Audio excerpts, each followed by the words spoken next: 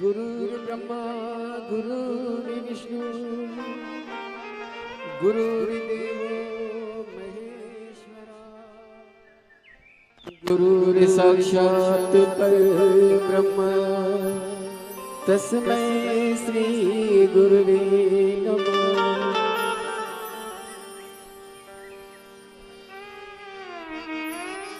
एक तुम्ही आधार सतगुरु, एक तुम्ही आधार, एक तुम्ही आधार सतगुरु, एक तुम्ही आधार, एक तुम्ही आधार सतगुरु, एक तुम्ही आधार, एक तुम्ही आधार सतगुरु, एक तुम्ही आधार। जब तक मिलो न तुम जीवन में शांति का मिल सकती मन में, जब तक मिलो न तुम जीवन में शांति का।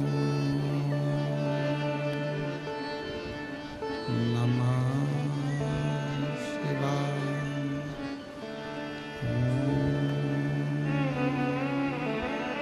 नमः शिवाय।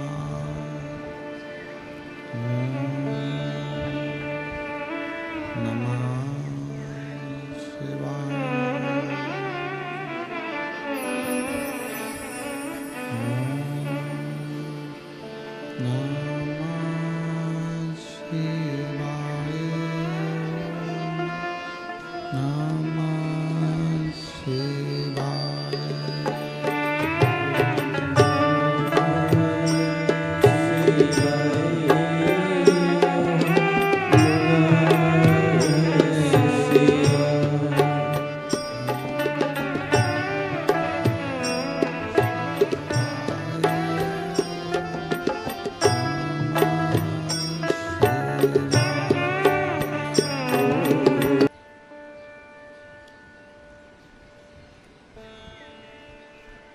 विश्वनाथ त्रिकालदर्शी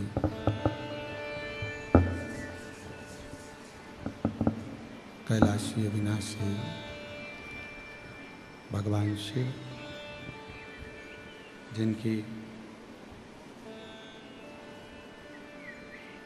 पुनित पावन पवित्र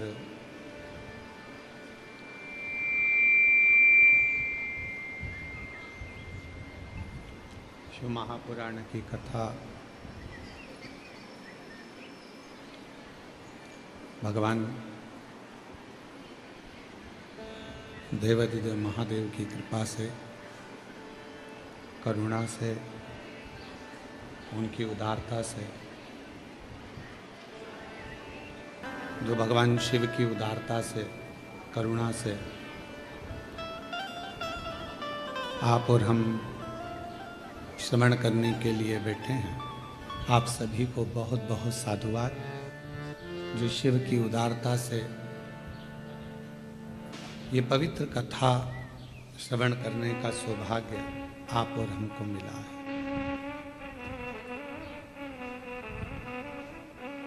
शिव और शक्ति का यह अनूठा संगम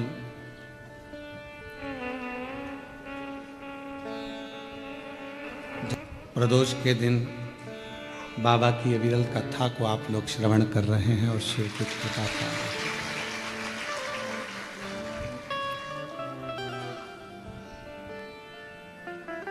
वो कहते हैं जब भी जन्म मिले सेवा करूं मैं तेरी,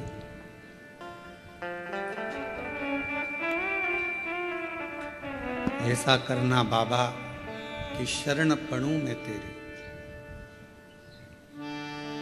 मानव का जीवन, मनुष्य का शरीर, मानव की देह,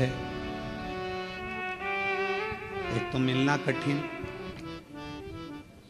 और ऊपर से यदि मिल जाए तो शिव भक्ति करना बहुत कठिन है। भगवान की विरल भक्ति को धारण करना कठिन है और शक्ति की ऊर्जा प्रदान करिए। एक बार जोरदार ताली बजाकर आपके लिए बहुत धन्यवाद।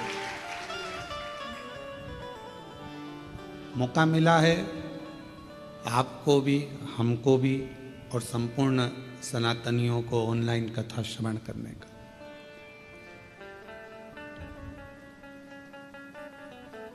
ना जाने कितने कितने जन्म हमारे ऐसे ही निकल गए और हम शिव भक्ति नहीं कर पाए। और आज भी कई लोग ऐसे हैं जो भटक रहे हैं। वो कहते हैं कि हम शिव का प्रसाद नहीं लेते, कोई कहता है हम वेंकटेश भगवान को मानते हैं, कोई कहता है हम दत्त को मानते हैं, कोई कहता है हम पांडुरंगा को मानते हैं, कोई कहता है हम श्री जी बाबा को मानते हैं, कोई कहता है हम गोवर्धन नाथ को, कोई कहे हम इनको, कोई कहे हम उनको, कोई कहे हम भवानी को। हम शिव की आराधना नहीं करते। स्कंद पुराण में केदार खंड के अंदर हो सकेगा तो आज हम उसका स्कंद पुराण के कल्याण के 27वें नंबर पृष्ठ पर केदार खंड के अंतर्गत एक बात लिखी बड़ी सुंदर कि भगवान शंकर भगवान का शिवलिंग, भगवान विष्णु और भगवान 33 कोटि देवता, ये सब अलग कोई भी नहीं है, कोई अलग नहीं।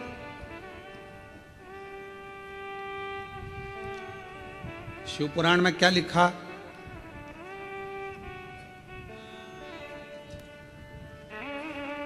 भगवान शंकर की शिव पुराण में लिखा है कि ये जो भाग है जहां शिवलिंग रखा है, ये जलाधारी, ये जो भाग है ये पार्वती जी का हस्तकमल, ये शिव पुराण, ठीक है।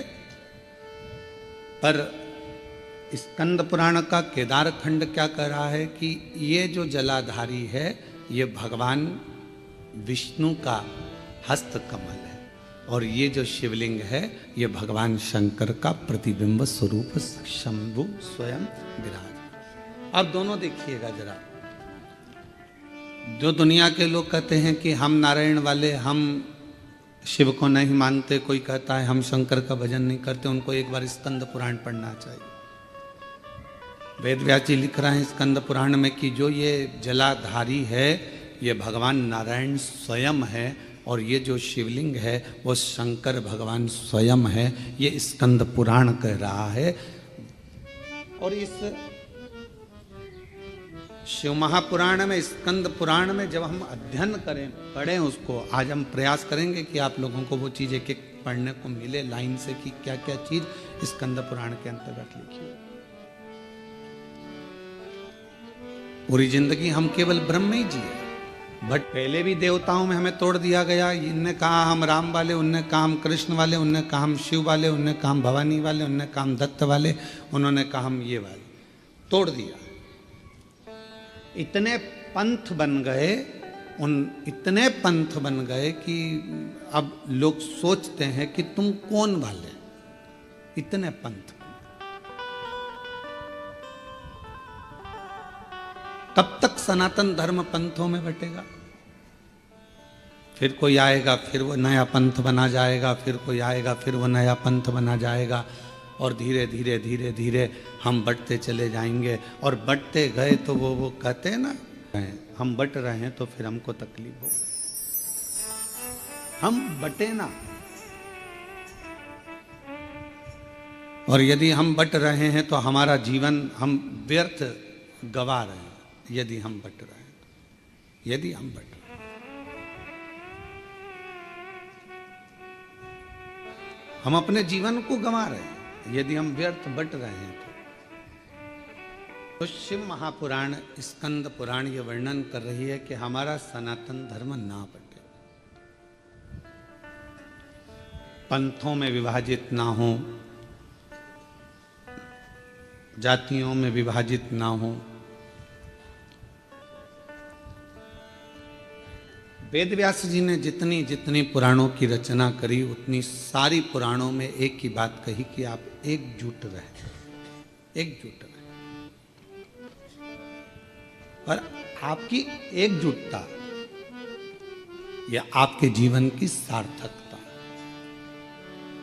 पर हमारे अंदर भ्रम उत्पन्न कर दिया। हमारे घर के लोगों ने कह दिया कि शिव जी पे चढ़ा जल नहीं पियो, कोई ने कह दिया कि शंकर जी पे चढ़ी बेलपत्र मत खाओ, कोई ने कहा कि गर्भस्थ हो गए तो शिव मंदिर मत जाओ, कोई ने कह दिया कि शिवालय मत जाओ, कोई ने कह दिया हम शिव का प्रसाद नहीं लेते। हमें बांट दिया, भगवान से दूर कर दिया। आप सबको मालूम हो, जिस समय पर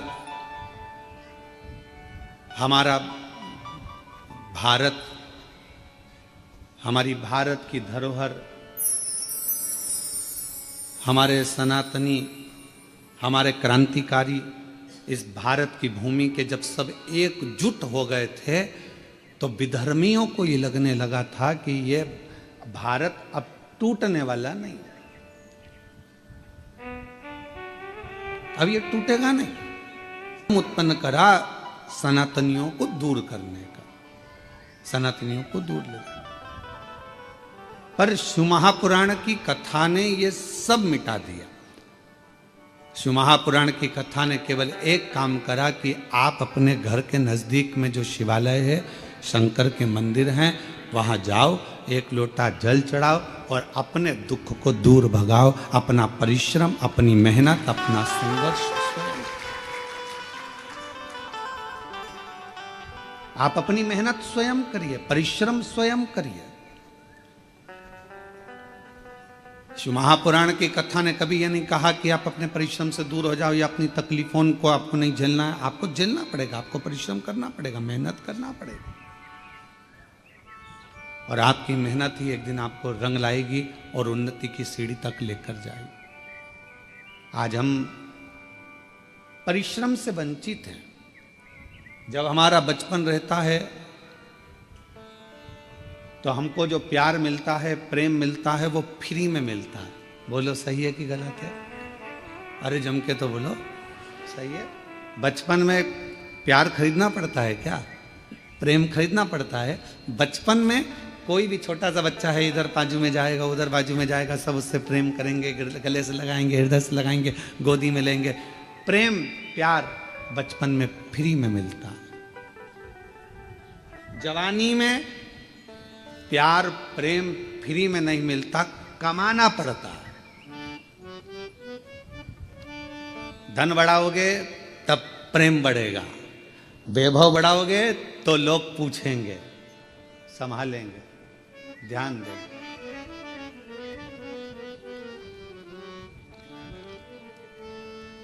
कमाना पड़ता है। और बुढ़ापा जब आता है तो प्रेम फ्री में नहीं मिलता।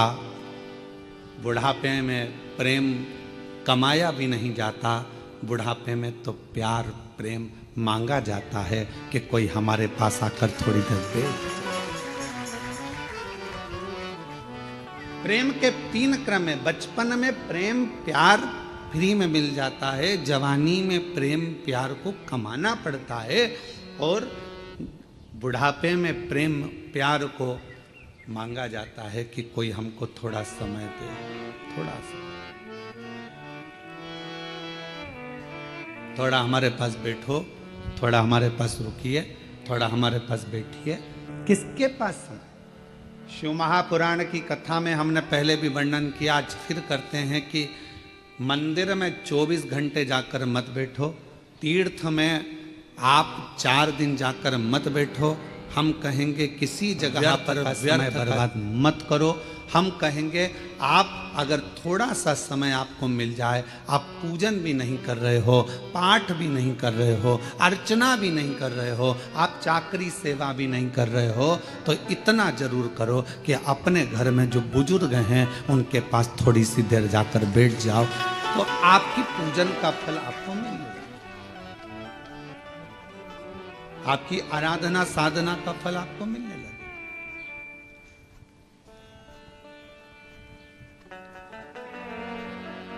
आज सबसे ज्यादा कमी पड़ रही है प्रेम की, स्नेह की, समर्पण की। आज परिवार टूट रहे हैं। बड़ा बेटा आता है, भोजन कर कर चला जाता है, छोटा बेटा आता है, भोजन कर कर चला जाता है, ससुर जी भोजन कर कर अपने कक्ष में चले जाते हैं, सास अपने कक्ष में चली जाती है, देवरानी जेठानी अपनी अपनी थाली लगाकर अपने अपने कमरे में ले जाती है। मन होता है तो एक साथ बैठकर खाती हैं, नहीं तो अपना अपना कमरा। और एक साथ बैठकर खाती भी हैं तो उतनी देर में टांट इतने कस देती हैं कि भोजन भी नहीं भाता है। कहाँ गया प्रेम, कहाँ गया समर्पण, कहाँ गया प्यार? धन बहुत है, घर में जितने सदस्य हैं कोई फ्री नहीं बैठा है। माताएं फ्री हैं तो वो कुछ ना कुछ कढ़ाई, मेहंदी, पेंटिंग, सिलाई, बुनाई, मिठाई कुछ ना कुछ बनाकर वो भी अपना व्यापार चला रही हैं। पुरुष हैं तो वो भी कमा रहे हैं, कोई ऑनलाइन कमा रहा है, कोई कुछ कमा रहा है। हर व्यक्ति अपना अपना काम कर रहा है, कमाने में लगा है, संपदा बढ़ाने में घटती चली जा रही है। वो प्रेम घट रहा, वो वात्सल्यता घट रहा, वो स्नेह घट रहा।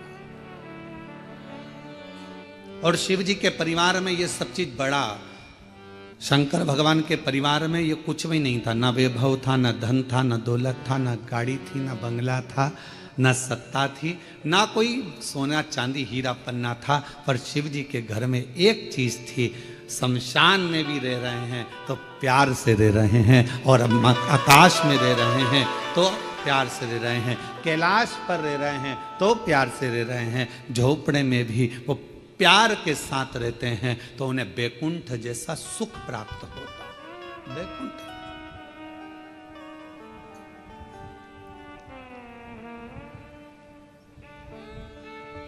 आप सबको कभी विष्णु पुराण किसी ने पढ़ी? आप में से जितने लोग आस्था चैनल पर श्रवण कर रहे हैं उनसे निवेदन करेंगे, गीता प्रेस गोरखपुर की विष्णु पुराण को लेकर आओ और उसको पढ़ो। विष्णु पुराण में लिखा है कि लक्ष्मी जी से पूछा गया, एक दिन माता ख्याति ने लक्ष्मी जी को अपने घर भोजन करने बुलाया। लक्ष्मी जी अपनी माँ के घर गई और माता ख्याति के पास पहुंची तो माँ ने अपनी बेटी को बिठाया। लक्ष्मी जी ख्याति देवी की बेटी है, तो ख्याति ने गोदी में बिठाकर अपनी बेटी से पूछा कि बेटी, मैंने तुझे भगवान विष्णु के साथ ब्याया, मैंने तुझे भगवान नारायण के साथ विदा कर दिया, विवाह कर दिया, तो भगवान बैकुंठ में चली गई, सारा सुख तेरे घर में है, पर ईमानदारी से बता तेरा सबसे ज्यादा मन कहाँ लगता है? तेरा मन किस जगह पर लगता है? लक्ष्मी जी से पूछा गया। के जगहों की तिजोरी में तेरा मन लगता है क्या? तेरा मन मुंबई में महालक्ष्मी मंदिर में लगता है क्या? तेरा मन तिरुपति तिरुमाला में कहीं तेरा मन लगता है क्या? तेरा मन कहाँ लगता है? महालक्ष्मी मंदिर बेरुल में लगता है?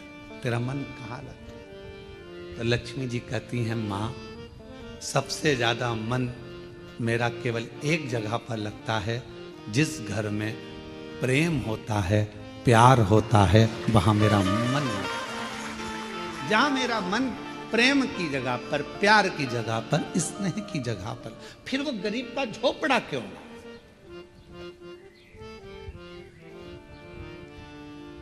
दुनिया की सबसे महंगी चीज क्या है? जल्दी उत्तर दो। दुनिया की सबसे महंगी चीज क्या है? दुनिया की सबसे महंगी 3 चीजें हैं। पहले नंबर पर नींद, दूसरे नंबर पर शांति, और तीसरे नंबर पर अपने दिल का आनंद, मस्ती। ये दुनिया की सबसे महंगी चीज है, ये दुनिया की सबसे कीमत वाली चीज है, सबसे महंगी। धन है पर नींद नहीं है, बंगला है, गाड़ी है, पर मन की शांति नहीं। घर में सारा सुख है, 25 नौकर लगे हैं, पर मन में अलमस्त मस्ती, आनंद नहीं, आनंद नहीं। ऐसे बैठे हैं अपने अपने घर में जैसे किसी ने 4-6 ठोक के बिठा है, ठोक। आनंद। बच्चे, हम तो कहेंगे आजकल की बहुओं से ज्यादा अगर किसी के अंदर आनंद है तो घर की बूढ़ी माओं के घर में आनंद है। तो माओं को देखना, छोटे छोटे बच्चों को दादी दादी करके बच्चे आते हैं, उनके संग मस्ती कर लेती है, आनंद कर लेती है, बोल लेती है, चाल लेती है, खुश हो जाती है। और घर की बहुएं आधी से ज्यादा डिप्रेशन में पड़ी हुई, आधी से ज्यादा चिंता में पड़ी हुई। सारा काम तुम करोगे, तुम्हारे पास एक रत्ती की फुर्सत नहीं है, मेरे पास बैठने का समय नहीं है, और मालूम पड़े वो सारा दुकान का धंधा पानी छोड़कर तेरे पास बैठ जाए तो भी चैन नहीं है, दुकान कब जाओगे? अब तूने तो कहा था कि तुम्हारे पास टाइम नहीं है, तो मैंने सोचा कि 2 दिन की छुट्टी मार दूं, और अब कह रही है कि दुकान कब जाओ? 2-4 दिन की छुट्टी लेकर वो तुमको घुमाने गोवा भी ले गया, वहां भी सुकून नहीं, वहां भी शांति। फिर घुमाने के लिए तुमको कहीं वो और ले गया, जगन्नाथपुरी ले गया, वहां भी सुकून नहीं। उसने बस इतना कहा जल्दी नहा ले, जल्दी स्नान कर ले, जल्दी से दर्शन कर लेंगे, सब काम जल्दी करना था, तो मुझे लेके क्यों आए? सबसे ज्यादा अच्छा कहां लगता है? तो मां, जहां पर प्रेम होता है, जहां प्यार होता है, लक्ष्मी कहती है फिर वो गरीब का झोपड़ा क्यों ना हो, मुझे वो महल लगता है, मुझे वो बेखुद। और दुनिया की सबसे महंगी, जो कीमत से नहीं मिल सकती, पैसा खर्च करने से नहीं मिल सकती, दुनिया की 3 चीजें बोले। पहले नंबर पर नींद, दूसरे नंबर पर शांति, और तीसरे नंबर अपने मन का आनंद, सुकून, उत्सव, मन की खुशियां। आप में से कई माताएं जितनी कथा श्रवण कर रही हैं, जितने पुरुष कथा श्रवण कर रहे हैं, मेरी जीजियां जितनी सुन रही, मेरे जीजा जितने सुन रहे हैं, बेटियां जितनी सुन रही, जितने बेटे सुन रहे हैं, तुम्हारी अलमारी कपड़ों से भरी पड़ी हुई है, तुम्हारी अलमारी में एक से बढ़कर एक रुपट्टे रखें, तुम्हारी अलमारी में एक से बढ़कर एक कपड़े रखें, तुम्हारी अलमारी में एक से बढ़कर एक जेवर रखा है, तुम्हारी अलमारी में एक से बढ़कर एक आभूषण रखें। ये नहीं कि हम ये नहीं कह रहे कि सोना का पहनो कि चांदी का पहनो, हम तो ये कह रहे हैं तुम्हारे पास में आर्टिफिशियल भी ढेर सारा रखा हुआ है। पति कुछ ना कुछ लेकर आता है, दे जाता है, तुम्हारे पास एक से बढ़कर एक वस्त्र रखें, पर ना जाने तुम्हारी सोच कैसी हो गई है कि अगर कहीं जाना भी है ना तो 50 बार मन में आलसी आ जाती, क्या करूंगी जाकर, क्या करना, तुम चले जाओ ना, रिश्तेदार के यहाँ, नातेदार के यहाँ। पहले उमंग होती थी, खुशियां होती थी, रिश्तेदार के यहाँ कार्यक्रम आया, जाऊंगी, अच्छे कपड़े पहनूंगी, 4 जोड़ कपड़े लेकर जाती थी, एक से बढ़कर एक ज्वेलरी लेकर जाती थी, तैयार होती थी, श्रृंगार करती थी, अपने आप को सजाती थी। और जिस व्यक्ति ने अपने आप को सजाना प्रारंभ कर दिया, उस व्यक्ति ने परमात्मा को सजाना प्रारंभ कर दिया। आज आप अपने आप को संभाल नहीं पा रहे हो, आप अपने आप को सजा नहीं पा रहे हो, आप अपने आप का श्रृंगार नहीं कर पा रहे हो। पुरुष हैं, बस सवेरे जाना है, पैंट शर्ट पहनना है, जूते मोजे पहनना है और निकल के चले जाना है। रुमाल कैसा रखा है, जो है ठीक है, बाद में धो लेंगे। कॉलर पूरी काली हो रही है, बाद में साफ कर लेंगे, जो है बस जैसा चल रहा है चलना है। तुम्हारे भीतर के उमंग उत्सव उत्पन्न करो। अच्छे अच्छे वस्त्र हैं, किसके लिए कमा रहे हो? बेटा एप्पल का मोबाइल चलाए और तुम कीपैड लेकर घूमते आओ तो क्या मतलब की जिंदगी तुम्हारी? एक दिन बूढ़े हो जाओगे, सब धरा की धरा रह जाएगा। अपने भीतर के आनंद को, अपने भीतर की मस्ती को, अपने भीतर की शांति को और अपने भीतर की नींद को कभी जाने मत दो। अपने आप को ऐसा समझो कि अभी तो मैं मात्र 25 वर्ष का हूं और मेरी नूतन जिंदगी चल रही है, मेरी नूतन जिंदगी चल रही है। हम कैसे जी रहे हैं? कैसे? उठे, गए, ऑफिस से थके हुए आए, दुकान पे से अल्लाह रोटी लगा दे, भोजन पत्नी ने थाली रख दी, वही रोटी, वही दाल, वही चावल, एक आध सब्जी, कभी डिजाइन चेंज हो जाता है, कभी हो जाता है, बस वो और वो ही खाया पिया और अपना मोबाइल उठाया, अपने कमरे में चले गए। पत्नी काम करी, अपने कमरे में मोबाइल चलाया, पत्नी आई क्योंकि उसके सामने मोबाइल चलाएगा और एक आध किसी पर कमेंट्स हो गया। हमने पहले कथा में कहा था, इस मोबाइल ने बहुत कुछ छुड़ा दिया। पहले लोग टॉर्च लेकर चलते थे, मोबाइल आया तो टॉर्च खत्म हो गई। बोलो हुई कि नहीं हुई? आजकल मोबाइल में टॉर्च है।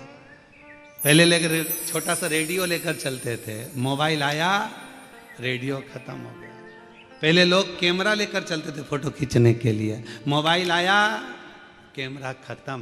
पहले लोग पंचांग लेकर चलते थे मुहूर्त देखने के लिए, मोबाइल आया, पंचांग खत्म। मोबाइल आया, टॉर्च खत्म। मोबाइल आया, रेडियो खत्म। मोबाइल आया, सीडी खत्म। मोबाइल आया, टॉकीज खत्म। और मोबाइल तुम्हारी पत्नी के हाथ में आया तो तुम खत्म।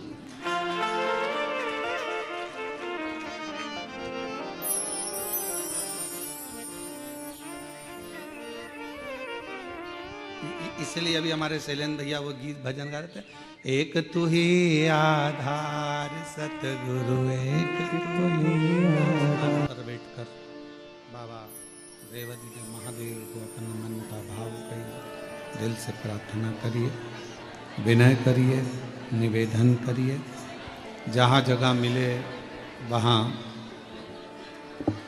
बैठकर बाबा को अपने मन का भाव कहिए।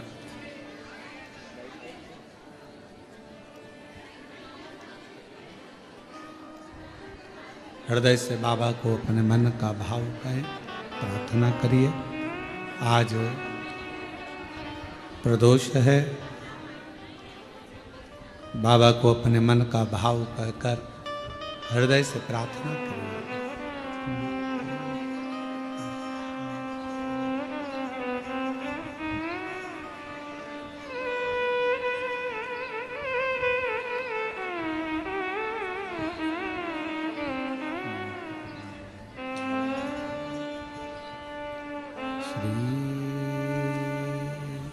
शिवाय नमस्तुभ्यं, श्री शिवाय नमस्तुभ्यं, श्री शिवाय नमस्तुभ्यं। देवाधिदेव महादेव भगवान शिव, ओगरदानी, त्रिकालदर्शी, कैलाशी, विनाशी भगवान शंकर की पवित्र कथा करें। घर के प्रेम को मेरे भगवान शिव का परिवार कह रहा है कि कैसे भी रहो, कहीं पर भी रहो, पर आपस का प्यार प्रेम खत्म मत।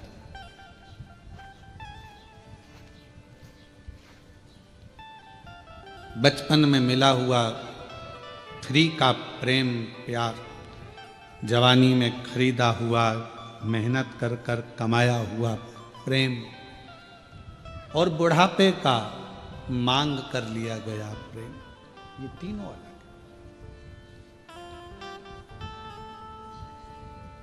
पर शिव कथा कर रही है, भगवान शंकर का चरित्र कह रहा है, शिव महापुराण की कथा कर रही है। भीतर की शांति, नींद और अपने अंदर का उत्सव, आनंद, उमंग, उत्साह, ये कभी कहीं प्राप्त नहीं होगा, ये अपने अंदर से आपको लाना पड़ेगा, लाना।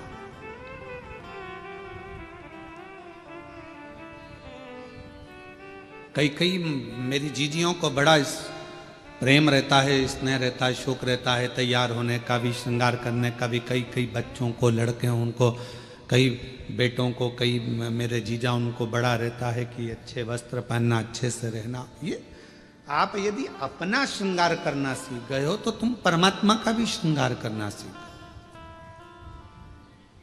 आज हम अपना भी श्रृंगार नहीं कर पा रहे, उत्साह ही नहीं है, भीतर उमंग ही नहीं है, सब समाप्त हो गई।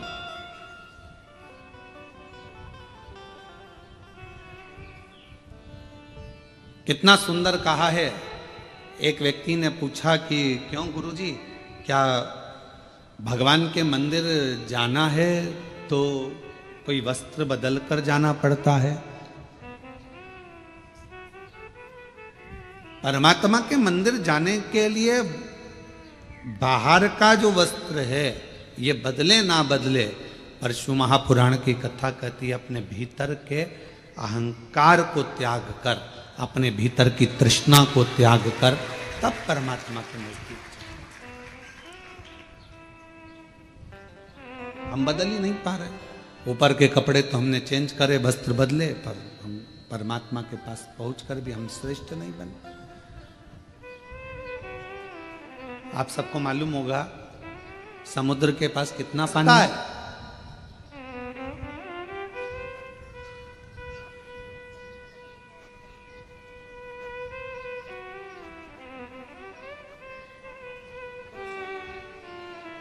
पानी की कमी समुद्र के पास नहीं है, पर पीने को तरस रहा है। धन की कमी व्यक्ति के पास नहीं है, गाड़ियों की कमी नहीं है, संपदा की कमी नहीं है, सब सुख सबके पास है, पर व्यक्ति शांति को तरस रहा, भीतर के सुख को तरस रहा, आत्म शांति किसके पास है? कोई कह दे एक डॉक्टर भी पढ़ाई करने के बाद हम कहते हैं कि हर व्यक्ति को थोड़ा समय अपने खुद के लिए निकालना चाहिए। सवेरे 9 बजे अपनी कुर्सी पर इंजीनियर भी बैठता है, डॉक्टर भी बैठता है और एक अधिकारी भी बैठता है, शाम को 5 बजे तक अपनी कुर्सी नहीं छोड़ता, फिर घर गया, फिर काम में लग गया, फिर करा और मालूम पड़ा कि तुमने अपना समय दिया तो सही, पर अपने शरीर पर ध्यान नहीं दिया। एक दिन तुमने अटैची भरकर पैसा इकट्ठा तो कर लिया, पर मालूम पड़ा कि एक दिन खुद को ही बीमारी हो गई और जो रखा हुआ पैसा था, जो तुमने इतने दिल से कमाया था, वो खुद की ही बीमारी में लग गया। क्या मिला? समुद्र के पास पानी बहुत है, फिर भी समुद्र प्यासा है। समुद्र के पास जल बहुत है, फिर भी समुद्र को तृप्ति नहीं है।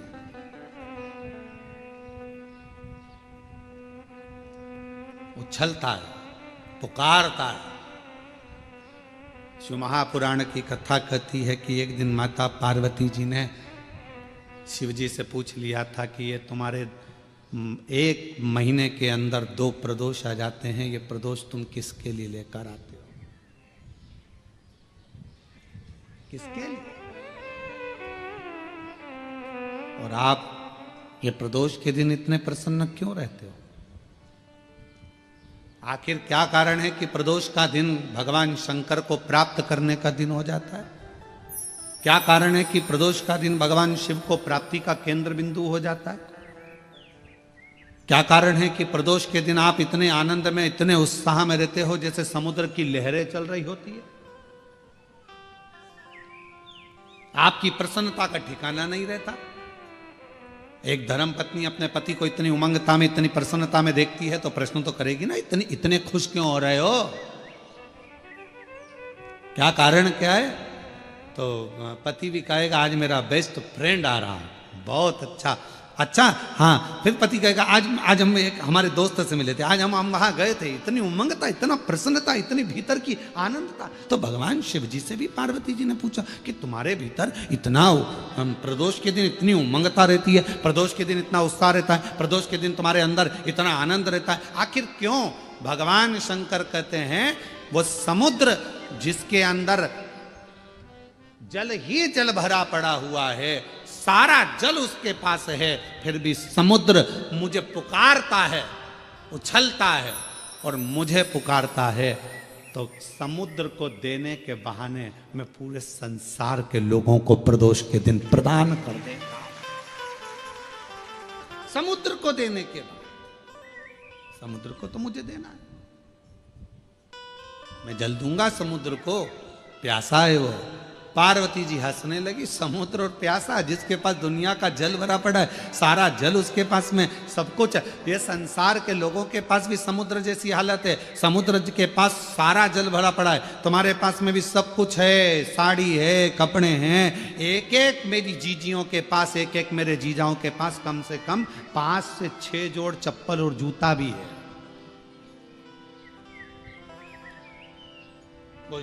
जूता रखने की अलमारी भरी पड़ी है, कपड़े की अलमारी भरी पड़ी है, सारा सब कुछ है। और फिर निवेदन करूं, ना कोई घड़ी की कमी, घड़ी भी सबके पास में 2-2 3-3 है, कपड़े भी 4-4 10-10 जोड़ है, सोने की गादी और तकिया भी है, नई नई बेडशीट अलमारी में थप्पी लगी रखी है, एक एक चीज सब है। समुद्र के पास जैसे सब कुछ है, पर भीतर से तृप्ति नहीं है, फिर भी तरस रहा है जल के लिए, सब कुछ है पर वो भीतर की शांति नहीं है। तो भगवान शंकर कहते हैं कि जो प्रदोष के दिन मेरे शिवालय तक आता है, मुझे पुकार लेता है, मैं उसको भीतर की शांति दे देता हूँ, आनंद दे देता हूँ, उमंग दे देता हूँ, उत्साह दे देता हूँ।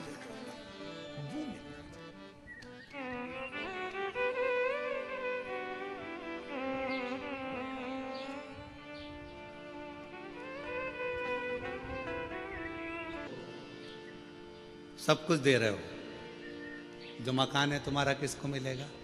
बोलते जाओ जल्दी जल्दी। बच्चों। गाड़ी बच्चों। तुम्हारे गले की चेन, अंगूठी, ब्रेसलेट बच्चों। ठीक है, सब बच्चों को दे रहे हो, सब बच्चों को मिलेगा। आज का बच्चा ये सोचता है कि सब कुछ मेरा है तो मुझे क्या करना है, टेंशन क्या है, संघर्ष नहीं कर पाता, बहुत परिश्रम नहीं कर पाता। जब बड़ा होता है, विवाह होता है, शादी होने के बाद थोड़ा सा टेंशन उसको आता है तो डिप्रेस हो जाता है। क्यों?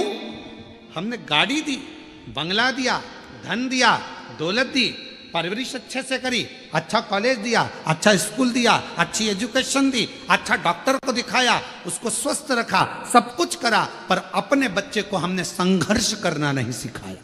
और एक दिन उसके ऊपर जवाबदारी का बोझा बढ़ा, वो डिप्रेस हो गया, किसी ने कुछ कह दिया, डिप्रेशन में आ गया। पत्नी, शादी हो गई, पत्नी आ गई, 1 महीना, 2 महीना, 6 महीना रही, पत्नी मायके चली गई, वो डिप्रेस हो गया। क्यों? हमने उसको परिश्रम करना नहीं सिखाया, हमने उसको ये नहीं बताया कि संसार के लोगों से लड़ना कैसे।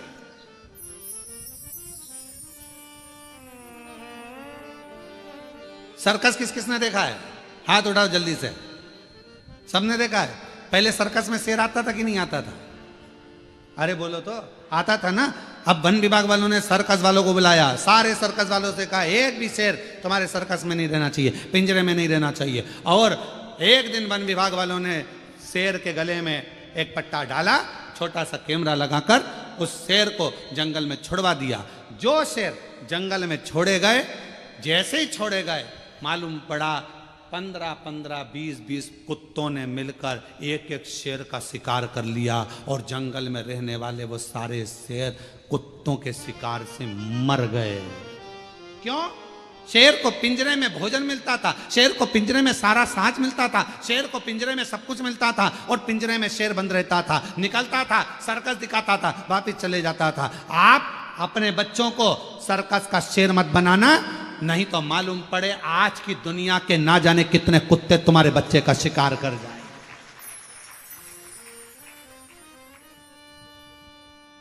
दुनिया के ना जाने कितने बैठे हैं जो तुम्हारे बच्चे का शिकार कर जाएंगे।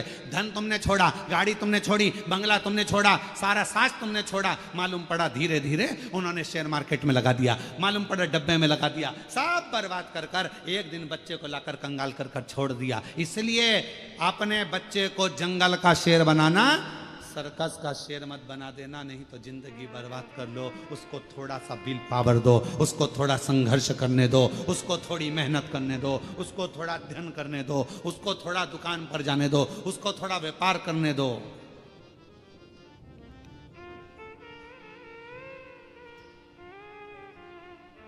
थोड़ी मेहनत जरूर। दोनों लड़के जब इंजीनियरिंग करे तो उनके पापा ने उनको दूसरे की फैक्ट्री में, दूसरे के यहाँ नौकरी करने भेज दी। हमने राठी जी से कहा कि राठी जी, आपका बेटा इतनी फैक्ट्रियों के मालिक आप, और आपका बेटा दूसरे की फैक्ट्री में नौकरी कर रहा इंजीनियरिंग करने के बाद। कहा गुरुजी, ठोकर इसको वहीं पर मिलेगी, सेठ चिल्लाएगा, काम करना पड़ेगा, नींद आ रही होगी, वर्क पूरा करना पड़ेगा। जब ये वहां से ठोकर खाएगा तब जाकर अपनी फैक्ट्री को सही से संभाल पाएगा। वहां ठोकर। हम अपने बच्चों को क्या दे रहे हैं? दिया, सुख दो, शांति, सब कुछ दिया, गाड़ी दो, बंगला दो, धन दो, दौलत दो, सब कुछ दो, पर अपने बच्चे को एक चीज और सिखाओ कि संघर्ष कैसे करना, मेहनत कैसे करना, परिश्रम कैसे करना, थोड़ी देर शांति कैसे रखना, भीतर थोड़ा सा सुकून हो। क्या कहा शिरडी के बाबा ने क्या कहा साईं राम ने? एक ही बात कही, श्रद्धा, दूसरे नंबर पर सबूरी। आज के जमाने में जरा सी सबूरी नहीं है, जरा सी। भले अपन शिरडी के पास रह रहे हैं, पर रत्ती भर की सबूरी नहीं है पास में। तो इतना नजदीक होने के बाद भी सबूरी नहीं है। थोड़ा सबूरी होना चाहिए, जरा सी सबूरी। बेटा बेटी का ब्याह हुआ, शादी हुई, 6 महीना रहे, झगड़ लिए, लड़ लिए, अलग हो गए।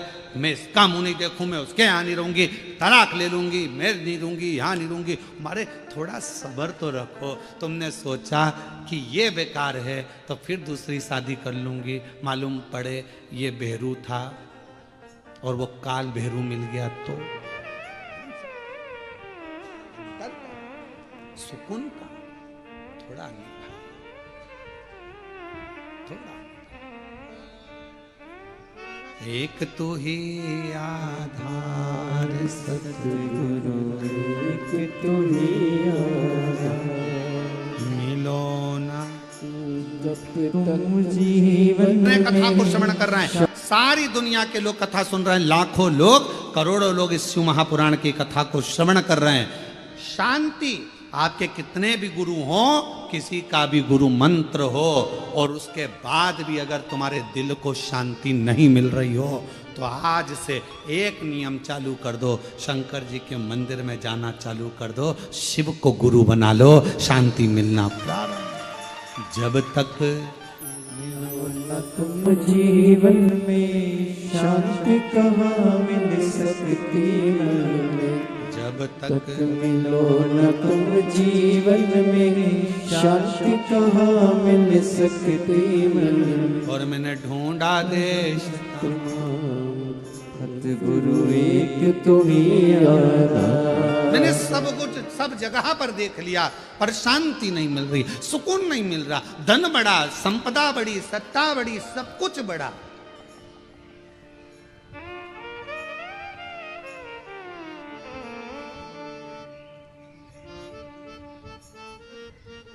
हम तो हमारे पंडाल बड़े, इतने श्रोता बड़े, इतने संत बड़े, इतने कथाकार बड़े, इतने साधु, इतने तपस्वी, इतने साधक, इतने उपासक, सब बड़े, पर एक चीज नहीं बढ़ पा रही है। आज भी एक चीज नहीं बढ़ पा रही है, परमात्मा के प्रति समर्पण नहीं बढ़ पा रहा।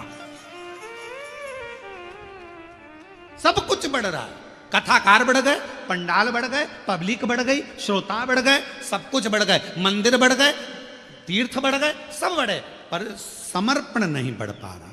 हमारा समर्पण एक जगह पर क्यों नहीं हो पा रहा? किसी ने कहा यहाँ चले जाओ, वहां पर अच्छा लगेगा, वहां पहुंच गए। किसी ने कहा वहां चले जाओ, वहां से ये काम हो जाएगा, वहां चले गए। समर्पण नहीं हो पाया, एक स्थिरता में एकजुट नहीं हो पाए। और हमारा वर्धा जिला सिद्धि रेलवे की रहने वाली हूँ, कहीं बैठी हो, आप ही हैं? श्री शिवाय नमस्तु, आ जाओ, एक बेलपत्र ले जाना। मेरे बेटे को कैंसर हुआ 2024 में, डॉक्टर ने सर्जरी का बताया, हम डर गए। कोई सार तत्व डॉक्टर के हिसाब से नजर नहीं आ रहा था। जब बोल रहे थे तो ऐसा लग रहा था कि अब कुछ बचा नहीं।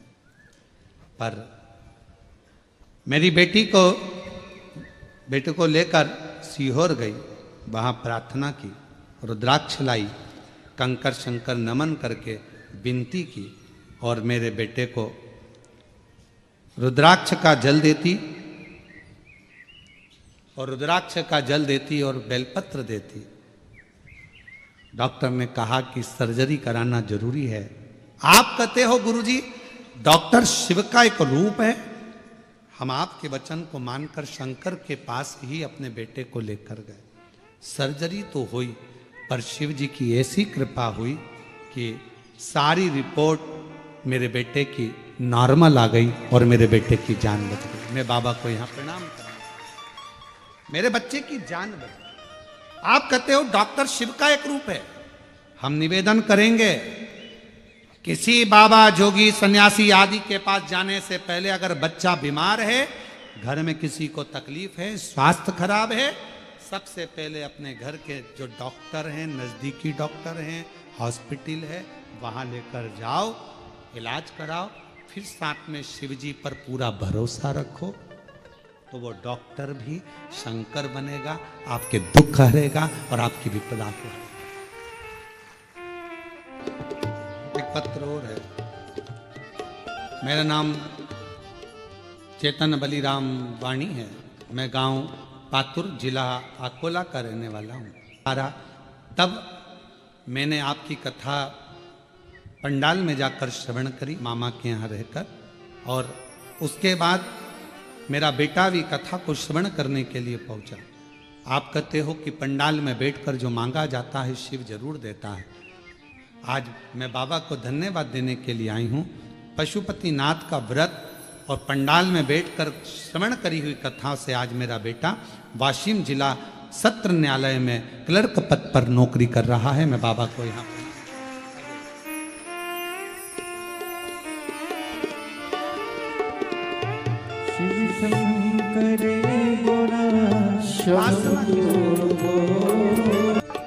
भगवान शंकर की विरल भक्ति की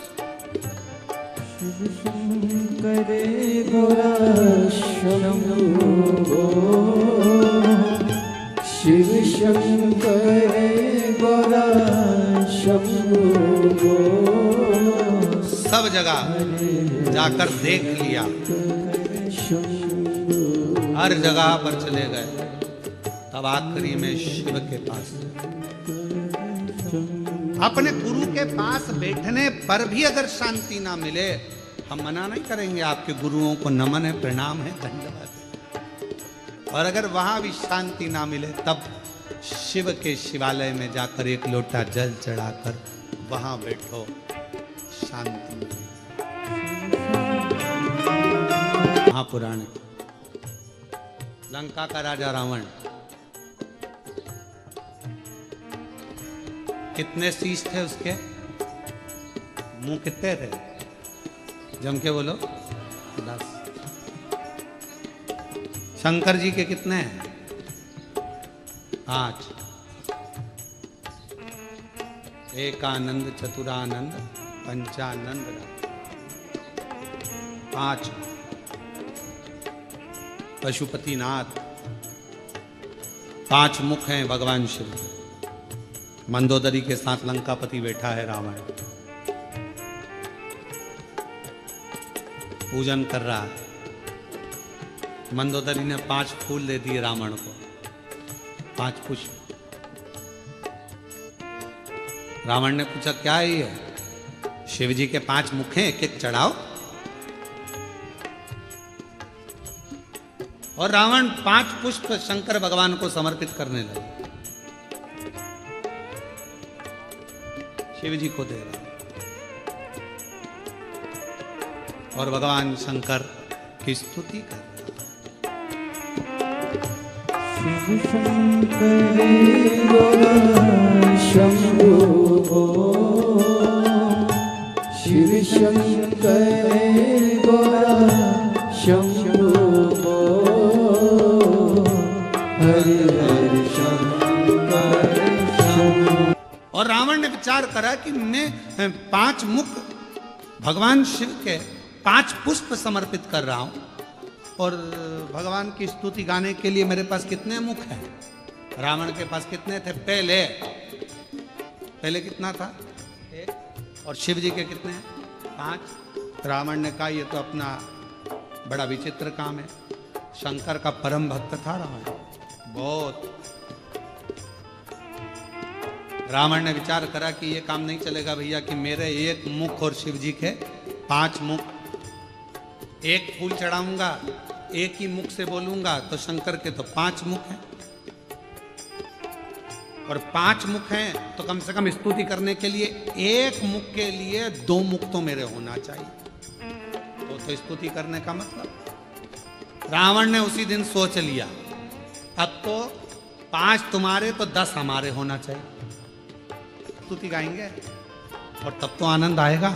अब मंदोदरी कर रही है, चढ़ाओ 1 फूल, और 1 फूल चढ़ाया, और श्री शिवाय नमस्तुभ्यं चढ़ाया। एक बार बोले, रावण ने सोच लिया अब तो मैं 10 मुख करके मानूंगा, और लग गया तप साधना में लंकापति रावण। लगा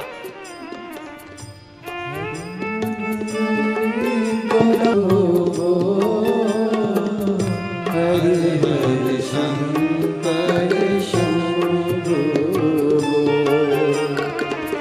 हरि हरि शंकर शंभो। रावण ने जो तप साधना करी, और ऐसी तप साधना रावण ने करी कि शीश काट कर देने लगा। भगवान शंकर प्रसन्न हो गए। क्या चाहिए? जितने दिए हैं उतने वापस कर दो। भगवान ने 10 शीश दे दिए। अब बैठा रावण मंदोदरी के साथ पूजन करने। फूल एक और 2 मुख से स्तुति 1 मुख की। 5 मुख के लिए 10 मुख, 1 के लिए 2 रखे। भगवान शंकर इतने खुश हो गए, इतने खुश हो गए। रावण, लंकापति, बड़ी अच्छी बात है, तुझे गजब कर दिया। मेरी स्तुति करने के लिए एक्स्ट्रा मुख रख लिया। एक्स्ट्रा आप लोगों से ही सीखा होगा, मुझे ऐसा लगता है। आप लोग बहुत चतुर हैं। एक मोबाइल का नेटवर्क नहीं मिलता है तो दूसरी सिम डाल के रखते हैं। अगर ये नहीं चलेगी जियो की तो रिलायंस की चलेगी, रिलायंस की नहीं चलेगी तो एयरटेल की चलेगी, अगर वो नहीं चली तो BSNL की चलेगी। कोई तो चलेगी ना। तो एक सिम, तुम बहुत समझदार हो, तुम भी रावण के रिश्तेदार हो। तुम लोग कोई कम हो? एक मोबाइल में 2-2 सिम दिए है। तो कोई पूछे मोबाइल वालों से कि क्यों रे तुम्हारे इसमें इतनी अक्ल कहां से आई, तो वो भी बता देंगे कि हमने स्कंद पुराण पढ़ी थी। 1 मुख की अर्चना करने के लिए 2 मुख जरूरी थे, 1 मोबाइल चलाने के लिए 2 सिम की जरूरत पड़ती है।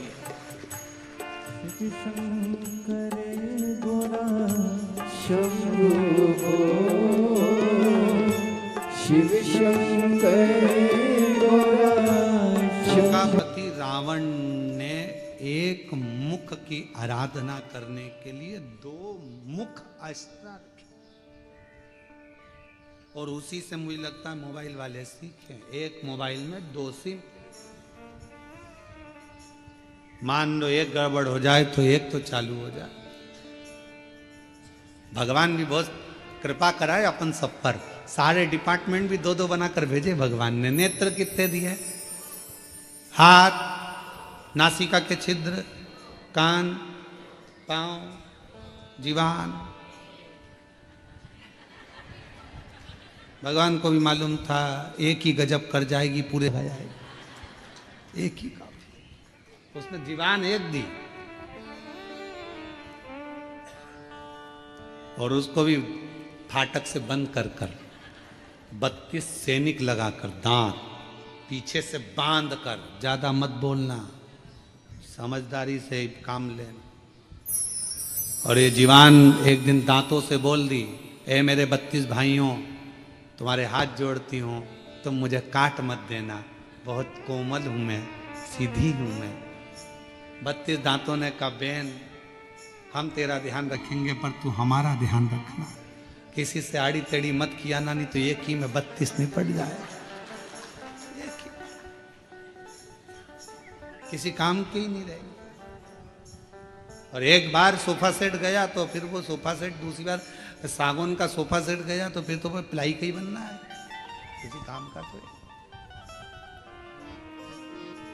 कृपा खूब दो, मना नहीं। शिव कथा कहती है भगवान अगर कहीं शांति ना मिले तो लंकापति रावण जैसा एक विचार अपने भीतर लेकर आना, शिव की स्तुति में लग जाना। पर रावण से सब कुछ सीखो, शिव आराधना सीखो, साधना सीखो, भजन सीखो, कीर्तन सीखो, एकाग्रता सीखो। पर रावण से एक चीज और सीखना कि अहंकार रावण जैसा अपने भीतर मत रखो। कितना अहंकार भर गया था रावण के अंदर।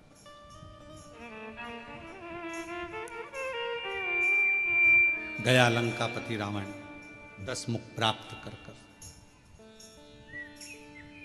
और 10 मुख प्राप्त हो गए। जब लंकापति रावण के पास में 10 मुंह हो गए, मंदोदरी के साथ बैठकर पूजन अर्चना साधना सब कर ली। अब पहुंच गया आज जा रहा था लंका का राजा रावण, भ्रमण करते करते देवताओं से मिलता हुआ भगवान शिव के धाम पहुंच गया, शंकर जी के।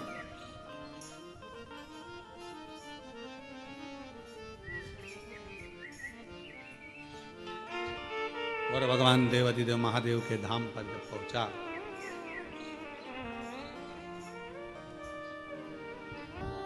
नंदी बैठे हुए थे, देख रहे थे। लंकापति रावण ने नंदी को नहीं देखा, रुक गए, रुके।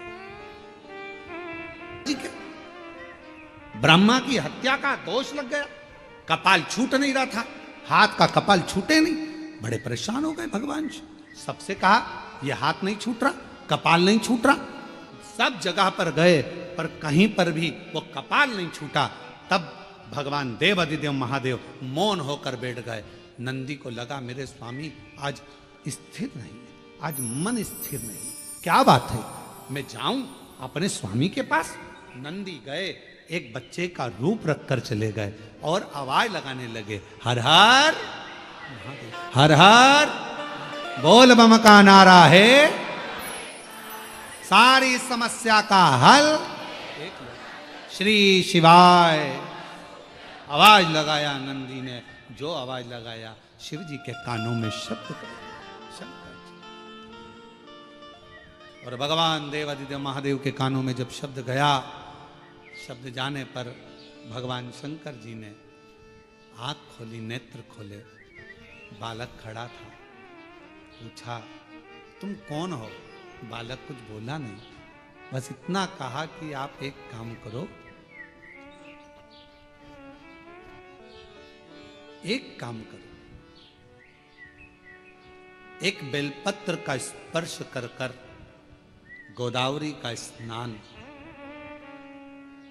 फिर बद्रीश में जाकर गंगा का स्नान, अलकनंदा का स्नान, जो ज्ञान दिया शिव जी उसको स्वीकार कर लिए। बेलपत्र का स्पर्श किया, कपाल नीचे गिर गया। बेलपत्र का मात्र स्पर्श किया, कपाल नीचे। आज भी उस मंदिर का नाम कपालेश्वर महादेव नासिक में, कपाल नीचे। शिव जी ने स्मरण किया उस बच्चे का, पूछा कि बेलपत्र में ऐसा क्या है?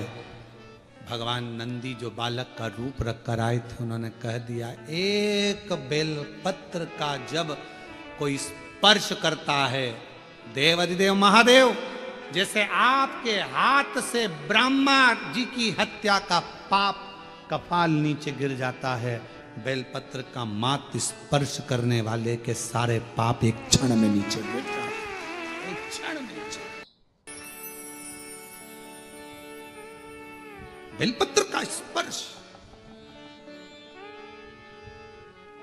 आज प्रदोष के दिन आपसे निवेदन करें, प्रयास करिए, शरीर में कोई भारी से भारी रोग हो जाए, कोई बहुत बड़ा रोग हो जाए, बहुत डॉक्टर कह दें कि यह रोग का कोई अंत नहीं है, कोई अंत नहीं, शरीर के नसें ब्लॉक हो गई, नस नहीं चल रही है, रोग ग्रसित हो गए। ये अभी शरद पूर्णिमा आ रही है, रात्रि के समय पर चंद्र जब प्रकट हो जाए, चंद्रमौलेश्वर महादेव का नाम लेकर 7 बेलपत्र भगवान शंकर के शिवलिंग पर, इस डंडी की जो दिशा है, डंडी की दिशा 7 अलग अलग जगह पर, कभी इधर चढ़ा दो, कभी इधर चढ़ा दो, कभी इधर, 7 दिशा पर बेलपत्र को समर्पित एक ही स्थान पर करो, दिशा अलग अलग कर दो, चंद्रमौलेश्वर का स्मरण कर कर थोड़ा सा दूध हाथ की उंगली में लगाकर शिवलिंग का स्पर्श करो, धीरे समाप्त जरूर होगा। शरद पूर्णिमा का यह उपाय अवश्य करिए। हम फिर कहेंगे डॉक्टर शिव का एक रूप है, डॉक्टर को दिखाओ मना नहीं है, डॉक्टर का इलाज कराओ मना नहीं है, डॉक्टर की जांचें कराओ मना नहीं है, पर शंकर पर विश्वास कर कर, शिव को अपना मानकर, अपने जैसे भगवान नंदी गुरु बनकर आए, और गुरु बनकर आए और कहा कि आप बेलपत्र का स्पर्श करिए, स्पर्श करा, कपाल नीचे गिर गया, शिव जी का नाम कपालेश्वर महादेव हो गया। बोल कपालेश्वर महादेव की। आज भी माँ गोदावरी के तट पर नासिक में भगवान कपालेश्वर महादेव विराजमान। आज भी गुरु बने। शिव जी बड़े प्रसन्न हो गए जब उनके हाथ का कपाल छूट गया। आज बड़े प्रसन्न थे, बड़े प्रसन्न। तो शंकर भगवान ने कह दिया, ए नंदी, तुम हमारे गुरु बने थे, हमें दक्षिणा देना है तुमको। और गुरु दक्षिणा बहुत जरूरी है। हम तुमको गुरु दक्षिणा में क्या दें, आपको हम क्या दें, मांग लो, तुम्हें क्या चाहिए। तब नंदी कुछ बोले नहीं, तो शंकर भगवान के पास में पार्वती जी आई और पार्वती जी ने कहा, प्रभु मेरा एक निवेदन